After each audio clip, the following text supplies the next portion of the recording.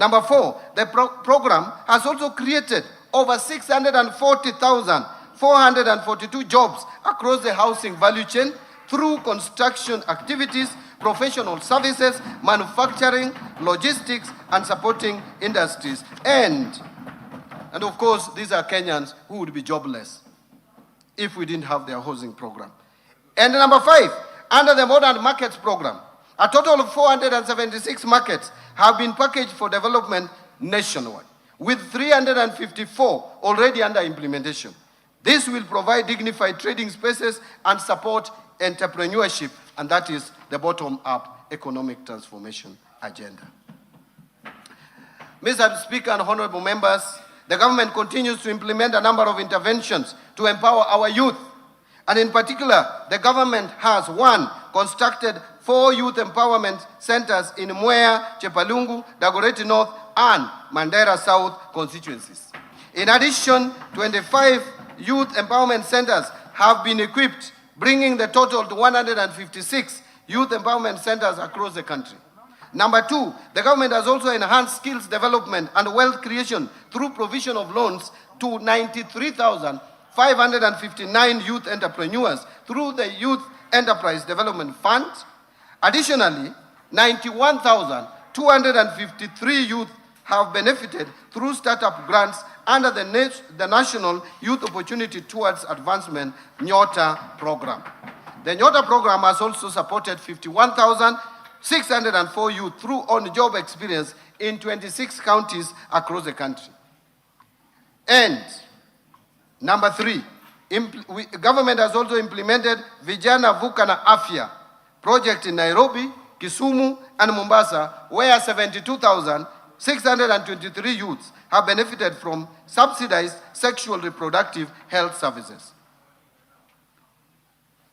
Mr. Speaker, in support of the creative economy, the government has established 3 film hubs in Dedan Kimathi University in Nyeri, and also in Bomet and in Migori counties, and fully equipped them with film production equipment. Additionally, a cinema theater has been established at Dedan Kimathi University of Technology with a capacity of 150 audiences. Further, to reach more youth, particularly in rural areas, a cinema Mashinani program has been rolled out. The government has also facilitated the production of 1,745 local and foreign films in Kenya and trained 1,847 filmmakers.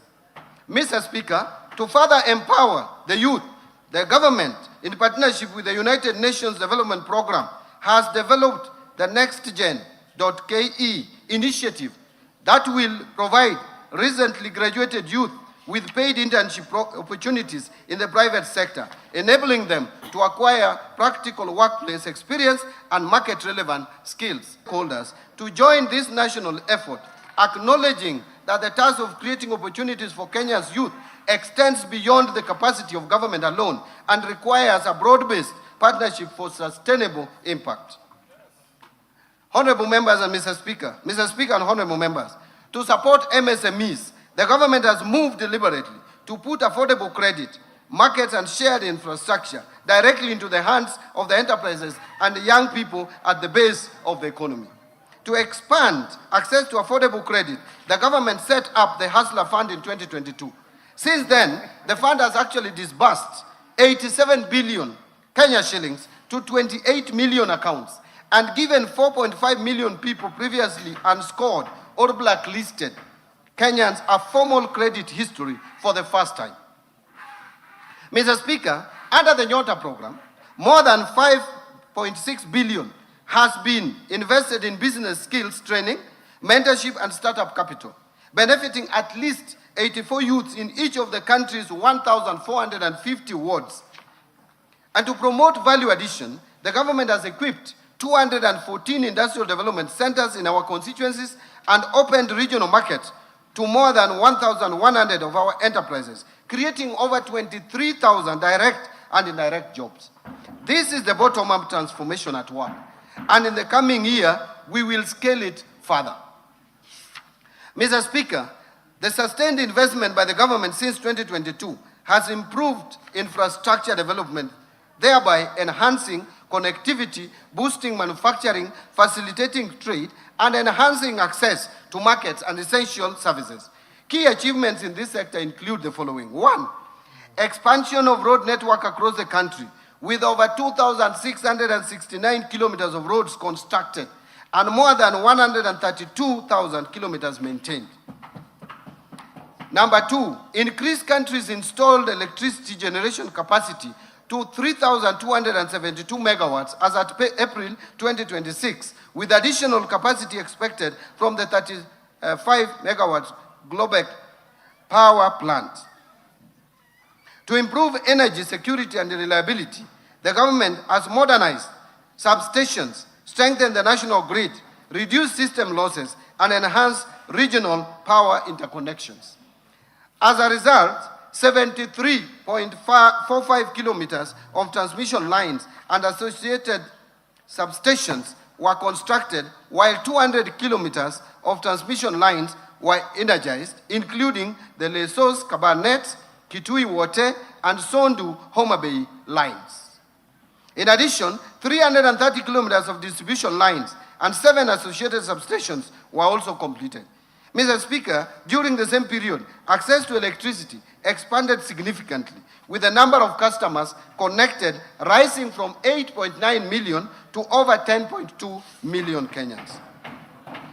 And number 3, industrialization is currently gaining momentum, with 10 county aggregation and industrial parks constructed over the last 3 years to support value addition and create employment opportunities across the counties.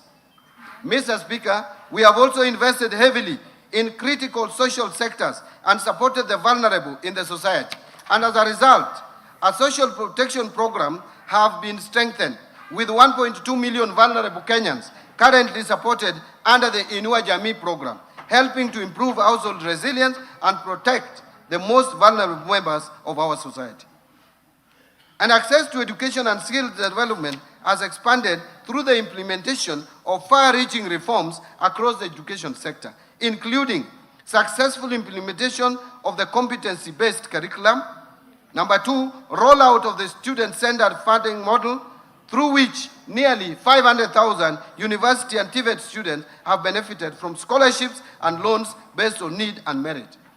Number 3, recruitment of 100,000 teachers to strengthen teaching capacity and improve learner outcomes, a record in the history of any government in this country. Number 4, timely and consistent release, and I want to repeat, timely and consistent release of capitation funds to support learning in basic institutions.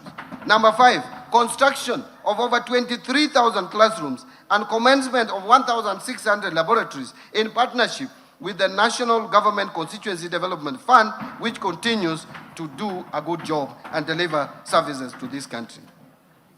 Revitalization of technical and vocational education and training, with enrollment increasing from 562,499 trainees in 2022 to currently 825,484 trainees in 2025. Mr. Speaker, access to clean and safe water has improved, with an additional 6 million Kenyans gaining access to water services through investment in key projects, thus enhancing public health and supporting economic activity. This comes as no surprise, considering that Kenya is a leader in designing innovative, paradigm-shifting, locally led climate action. Take the FLOCA program, for example. It has broken the barrier in financing locally prioritized and locally led resilience investments in 1,380 wards across 45 counties, benefiting more than 2.5 million beneficiaries. Mr. Speaker, key among the FLOCA gold standard investments are the 58-kilometer rehabilitation of the Colonial Yatta Canal in Machakos County, a reverse osmosis water treatment facility in Makueni, and the Kolanya water project in Busia County.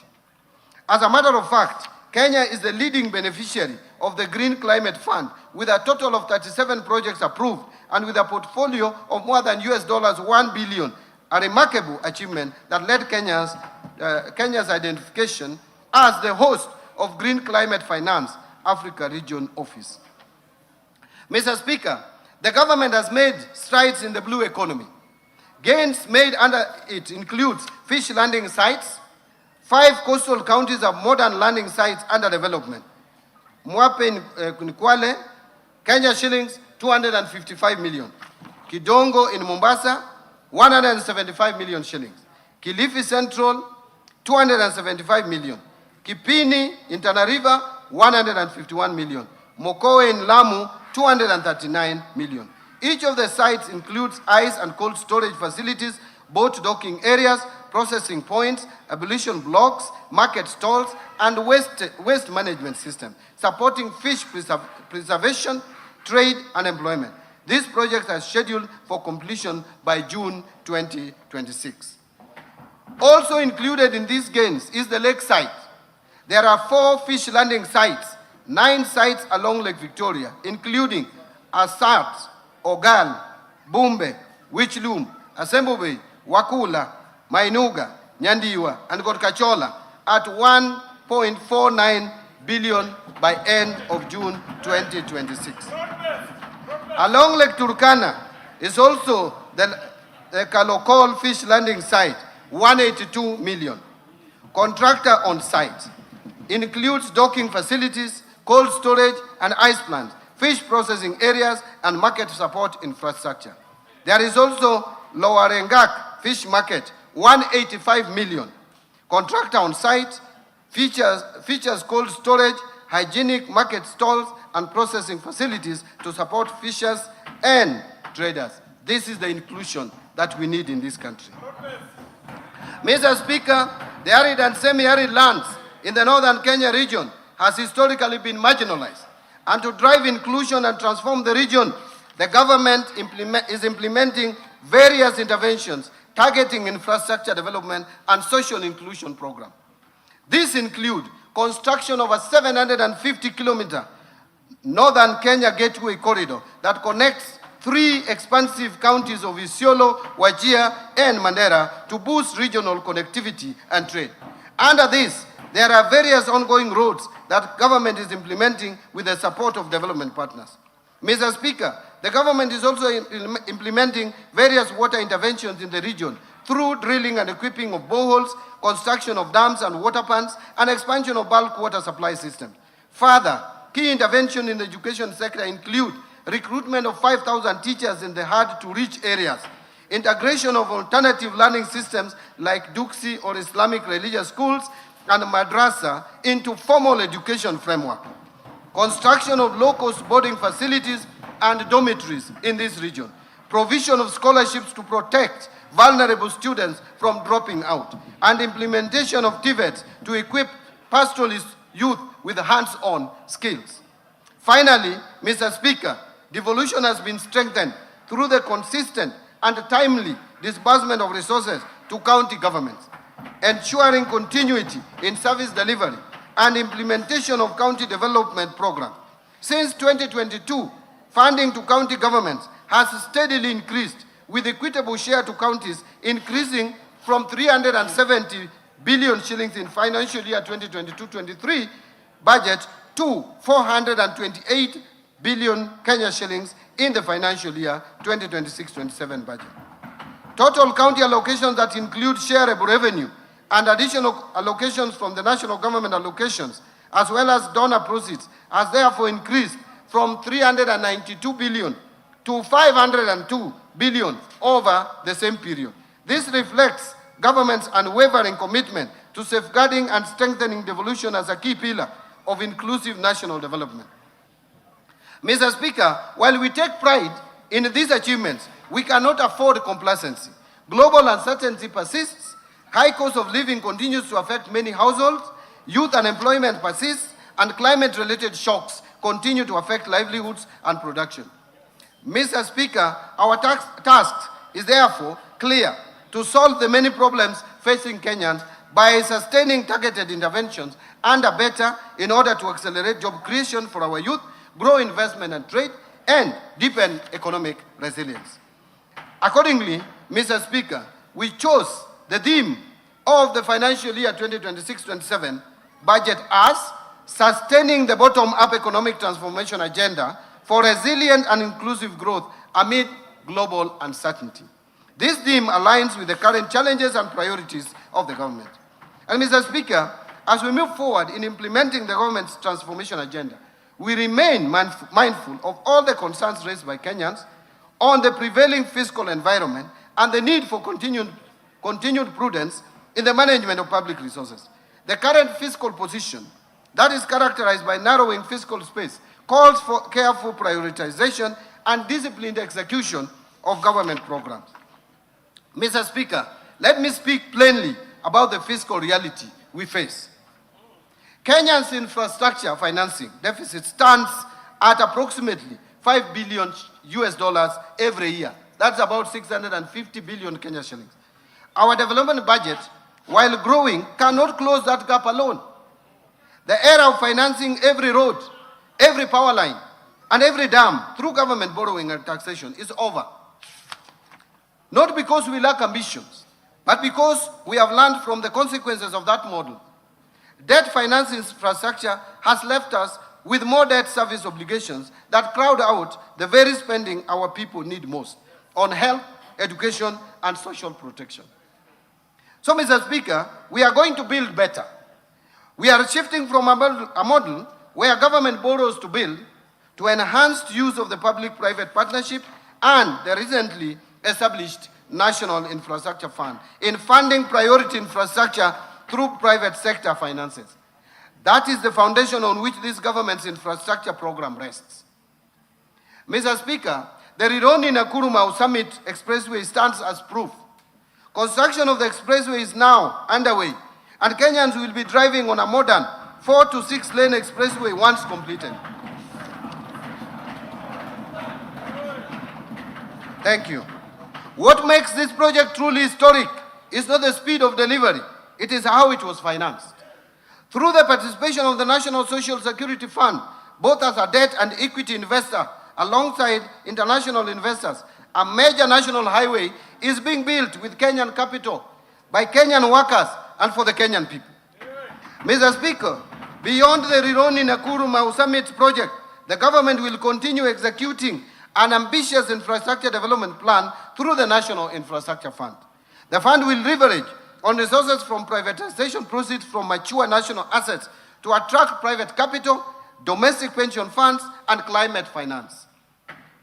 Mr. Speaker, the rest of my statement now will present the economic context underpinning this budget, followed by the policy priorities, fiscal framework, expenditure proposals, and taxation measures for the financial year 2026-2027. I now turn to economic policy context, and I want to speak about the global context.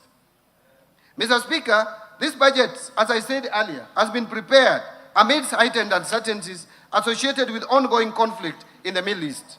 The conflict has disrupted critical energy infrastructure and major shipping routes, including the Strait of Hormuz, thereby exerting upward pressure on prices of energy and food.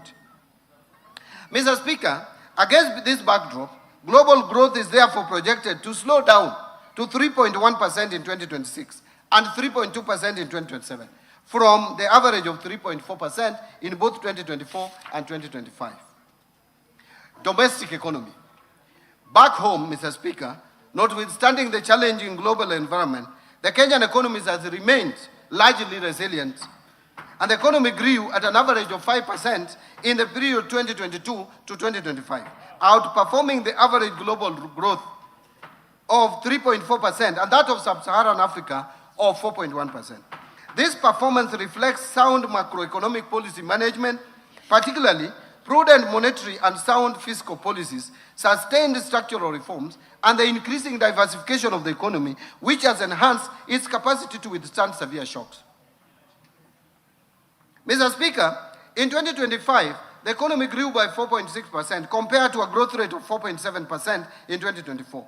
This growth was supported by positive growth in all the sectors. All the sectors of the economy at least registered positive growth. The outlook for 2026 has been revised downwards, however, to 5% from the earlier projection of 5.3%, reflecting the adverse impact of the ongoing conflict in the Middle East to domestic economic activities. The economy is projected to maintain the momentum in 2027 with a projected growth rate of 5.2%. So, Mr. Speaker, macroeconomic indicators remain broadly stable through the emerging external pressures, though the emerging external pressures continue to impact domestic prices. And in particular, overall inflation increased to 6.7% in May 2026 from 5.6% in April and from 3.8% in May 2025 due to higher energy prices arising from the elevated global oil prices, but remained within the target range of plus or minus 2.5% over and above 5%. Inflation is expected to remain within the target range in the near term, assuming a de-escalation of the conflict in the Middle East and supported by appropriate monetary policy actions and government interventions. Expected stability in food prices due to favorable weather conditions and the stability in the exchange rate. Mr. Speaker, in April 2026, the government has deployed targeted stabilization measures to cushion consumers from the full impact of rising global fuel prices. These interventions include use of resources in the Petroleum Development Levy Fund to subsidize the fuel pump prices. And in addition, the government lowered the VAT rate on petroleum products for 3 months from 16% to 8%. Mr. Speaker, monetary conditions have eased considerably. This follows reduction in the central bank rate from 11.25% in December 2024 to the current rate of 8.7%, and I'm happy the CBK maintained the same rate for the time being. As a result, interest rates have declined over the same period. The 91-day Treasury bill rate declined about 8.3% in May 2026 from 10.3% in December 2024. Similarly, average commercial banks lending rates declined to 14.5% in May 2026 from 16.9% in May 2025 and 17.2% in November 2024. Reflecting the decline in the lending rates, credit to the private sector expanded by 9.3% in the year to May 2026 from 2% in the year to May 2025 and a contraction of 1.4% in December 2024. The external sector remains resilient despite emerging risks. The current account deficit is projected at 3% of GDP in 2026 compared to 2.1% of GDP in 2025, reflecting the higher international oil prices, lower receipts from services, slower growth in remittance inflows, and reduced exports. This is due to the adverse impact of the ongoing conflict in the Middle East. At the same time, official foreign exchange reserves remains adequate, as I mentioned, at USD 30. And activities in Nairobi Securities Exchange have improved over the past 1 year. The Nairobi Securities Exchange 20-share index rose by 59.9% to 3,491 points in May 2026, up from 2,183 points in May 2025, while market capitalization expanded by 61.6% to 3,412 billion from Kenya shillings 2.11 billion over the same period, trillion over the same period. However, between February and May 2026, the Nairobi Securities Exchange 20-share index declined by 5.5% as investors became cautious of the rising global uncertainty associated with the conflict in the Middle East. Mr. Speaker, the fiscal policy stance for financial year 2026-27 and the medium term is anchored on a fiscal consolidation strategy that advances the priorities of the bottom-up economic transformation agenda while safeguarding debt sustainability and provision of essential public services. The strategy will be supported by continuous domestic revenue mobilization and expenditure rationalization through targeted tax and expenditure reforms. As a result, the fiscal deficit, including grants, is projected to decline gradually from 5.5% of GDP in the financial year 26-27 to 3.3% of GDP in financial year 28-29. Risks remain, though. Domestically, climate-related shocks could disrupt agricultural production and infrastructure, while externally, geopolitical tensions, commodity price volatility, weaker global growth, and tighter financial conditions continue to adversely affect inflation, exports, and capital flows. The government will continue to monitor evolution of these risks closely and deploy timely policy intervention to safeguard stability strengthen resilience, and sustain inclusive economic growth. Mr. Speaker, I will now turn to the policy priorities and strategic interventions that will underpin the budget for financial year 2026-2027. Policy priorities and structural reforms. It will be anchored on bottom-up economic transformation agenda. Mr. Speaker, the economic context I have outlined is a clear reminder that we are operating in a period that demands resolve, discipline, and decisive actions. The convergence of global shocks and domestic pressures calls not only for incremental adjustments, but for bold and well-coordinated policy responses. In this regard, the government has taken and will continue to take firm and where necessary decisive actions to consolidate recent gains, safeguard macroeconomic stability, protect livelihoods, and strengthen economic transformation. Mr. Speaker, our focus is not only on navigating the immediate challenges, but also on accelerating structural transformation, creating jobs at scale, and ensuring that the benefits of growth are broadly shared among all Kenyans. Mr. Speaker, these interventions are being implemented within a coherent and forward-looking framework anchored on the bottom-up economic transformation agenda. Better remains the government's principal vehicle for translating policy into tangible outcome, and at the household level by aligning investments, reforms, and institutions around the goal of inclusive growth and shared prosperity. Through the bottom-up economic transformation agenda, 5 core priority pillars, the government is scaling targeted interventions that address binding constraints to productivity, expand economic opportunities, and strengthen resilience across sectors. These priority pillars are deliberately structured to reinforce one another, ensuring that progress in one area catalyzes gains across the broader economy. Mr. Speaker, the government also continues to implement complementary cross-cutting policy interventions to sustain economic resilience, accelerate inclusive growth, and improve business environment. This will create a seamless transition to the next frontier of economic transformation. These interventions include the following. 1, strengthening fiscal and monetary policy coordination to safeguard economic stability and reinforce investor confidence. 2, enhancing fiscal sustainability by expanding domestic revenue mobilization and improving efficiency of public expenditure. 3, modernization of strategic infrastructure in transport and logistics, energy, and water sector to improve productivity, connect markets, lower the cost of doing business, and enhance competitiveness. 4, supporting industrial development, trade, tourism, blue economy, MSMEs, and innovation to accelerate job creation, broaden economic opportunities, and transform Kenya's economy to a net exporter of goods and services. 5, strengthening environmental conservation and climate change, mitigation and adaptation measures to promote sustainable development and resilience. And 6, supporting human capital development through continued investment in quality education, universal health care, and well-targeted social protection interventions. 7, advancing youth empowerment through targeted investment in skills development, entrepreneurship, digital opportunities, and access to affordable financing. And 8, strengthening governance reforms to enhance public service delivery.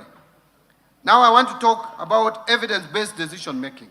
Mr. Speaker, as we implement this budget, the government reaffirms its commitment to strengthening economic planning and development as the foundation of sustainable growth, prudent resource allocation, and improved service delivery to our citizens.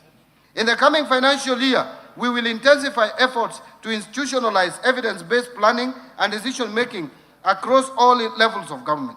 This approach will ensure that public resources are directed to interventions that deliver the highest economic and social returns, aligning with the national development priorities. To achieve this, the government will accelerate the finalization and implementation of a comprehensive economic planning policy and an economic planning bill.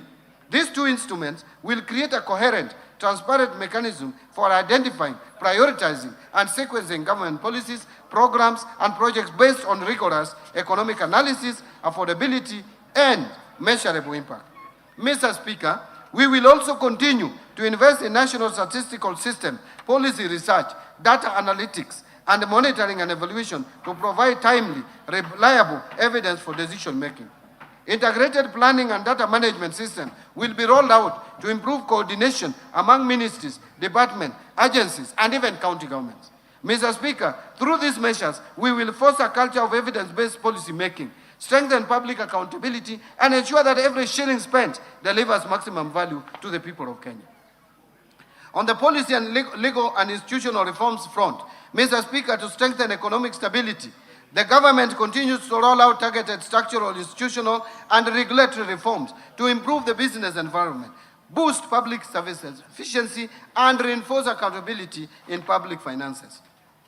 In building resilience against climate change, Mr. Speaker, the government has continued to make concerted efforts to strengthen disaster risk management. The recently enacted National Disaster Risk Management Bill, which is now an act of parliament, and I thank this National Assembly, provides a legal framework for coordination of disaster risk management activities across the two levels of government, supporting prompt responses when disasters occur. Mr. Speaker, to further strengthen the country's preparedness and response to climate-related risk, the National Treasury is spearheading the development of a new disaster risk financing strategy for the period 2026-2030, since the earlier strategy for the year 2018-2022 came to an end. Mr. Speaker, and in response to changes in climate, the government will continue to implement the Financing Locally Led Climate Action Program, a transformative initiative that has unlocked green investments at the county level, empowering local communities to adapt to impacts of climate change. Mr. Speaker, to finance large-scale climate and environmental projects, the government will establish the Kenya Green Investment Facility in line with the Kenya's commitments under the nationally determined contributions to the Paris Agreement. To further scale green financing, the government is finalizing the framework for issuance of sustainability-linked bonds with targets in forestry and rural electrification expansion. Mr. Speaker, Kenya secured the hosting rights for the Green Climate Fund Regional Office for East and Southern Africa in Nairobi, reinforcing the country's position as a regional green finance hub. Further, the National Treasury is at an advanced stage of accreditation as a direct access entity to the Green Climate Fund, enabling the country increase public sector-driven climate investments and opportunities. Mr. Speaker, the government will host the African Green Investment Forum in October 2026. And this forum will serve as a flagship continental initiative designed to mobilize substantial green finance, accelerate sustainable investments, and advance Africa's leadership in this domain. On public procurement reforms, Mr. Speaker, to operationalize procurement reforms and eliminate manual inefficiencies, the government officially launched the rollout of an end-to-end e-government procurement system in July 2025. The system has now shifted procurement processes from fragmented and manual processes to a fully digitized procurement platform. The platform has been integrated with core government systems, including IFMIS, Business Registration Services, and ITAX, with initial onboarding prioritizing national government ministries, departments, and agencies. State corporations and county governments will then follow. Significant progress has been made, and to date, 1,543 procuring entities have been registered, over 40,000 suppliers registered, over 22,000 staff trained, over 12,000 suppliers or contractors have also been trained. 652 annual procurement plans have been published and over 8,000 tenders published. Mr. Speaker, going forward, the next steps will include full rollout of the system to all schools and other procuring entities that are yet to onboard to the EGP system. Continuous user training and change management to improve adoption and system utilization will be conducted. Further, Mr. Speaker, beginning July 1st, 2026, there will be no exemption. There will be no exemption to procure outside the system. Together, these measures will ensure that every shilling allocated through this budget delivers maximum value to Kenyans. Mr. Speaker, during the implementation of the EGP system, we have experienced challenges which have hindered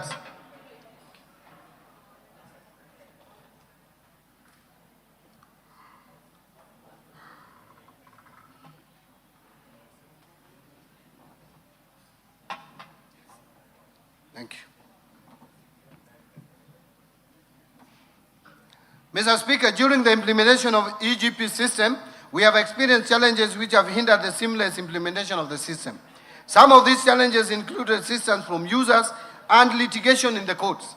Mr. Speaker, to further strengthen our procurement framework, the government developed the Public Procurement and Asset Disposal Bill, Amendment Bill 2026, among the key reform areas in the bill, which include mandatory disclosure and reporting requirements, promotion of local content, and preference and reservation schemes, especially for youth, women, and persons with disabilities, and provision of a stronger legal basis for electronic procurement and framework contracting.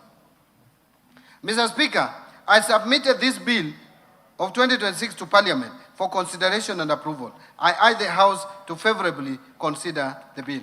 I want to now speak about the reforms under the state corporations. Mr. Speaker, state corporations remain a cornerstone of Kenya's development architecture, delivering essential public services and catalyzing strategic investments. Mr. Speaker, I mentioned in my statement last year that the government embarked on a comprehensive reforms which target to streamline mandates, strengthen governance, enhance accountability, and improve operational efficiency of state-owned enterprises. Mr. Speaker, the implementation of the reforms is ongoing through a multi-agency technical working committee.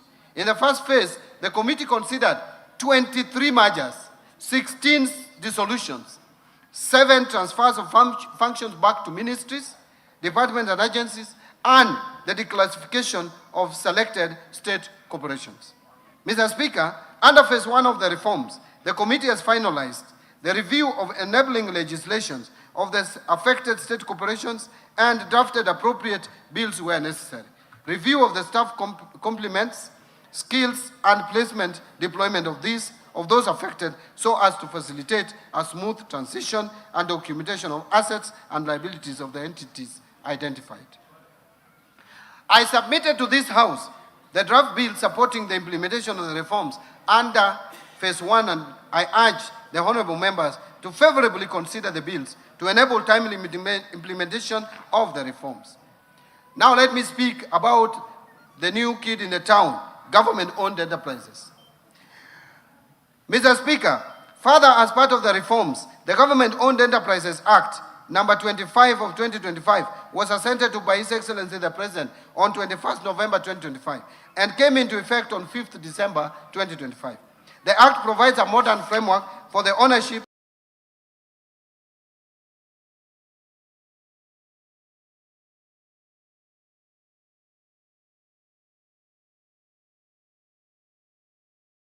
oversight and management of commercial state corporations. Under the Act, the Independent Search and Selection Panel has begun the process of recruiting independent directors of the Board of GOEs.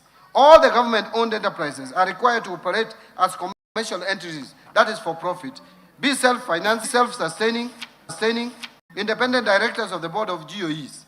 All the government-owned enterprises are required to operate commercial entities, that is for profit, be self-financing, be self-sustaining, and accountable to the public through the National Treasury.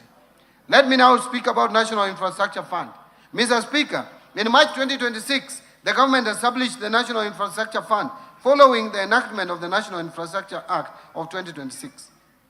The NIF is an innovative mechanism for scaling up infrastructure development by mobilizing private capital and expertise to execute commercially viable infrastructure projects while reducing reliance on taxation and debt.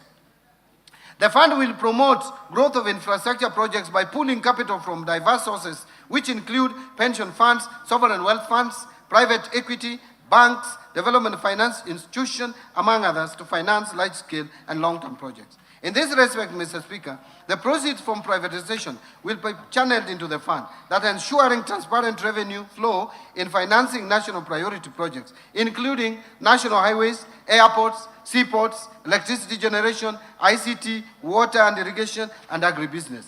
As a start, the proceeds from the March 2026 IPO of Kenya Pipeline Company of 106 billion Kenya shillings, as well as the expected 204 billion Kenya shillings from the partial divestiture of the government stake in Safaricom to Vodacom, will form the seed capital to the fund.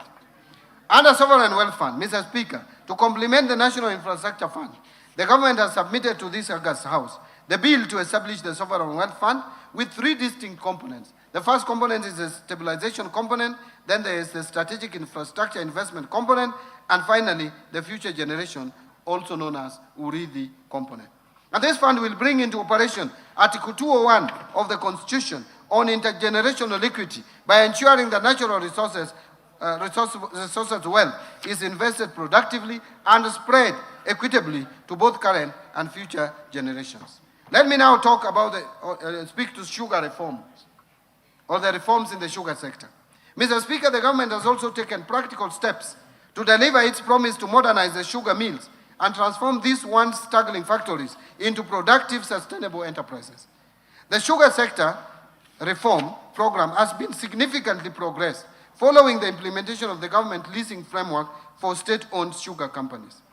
The leasing process has since been successfully concluded, with investors having fully taken over operations of the sugar factories, namely Chemelis Sugar Company, Moroni Sugar Company, South Nyanza Sugar Company, and Zoia Sugar Company. Mr. Speaker, since the resumption of operations, substantial investments have been undertaken towards rehabilitation and modernization of the factories, resulting in significant revamping of the mills and improvement of operational capacity.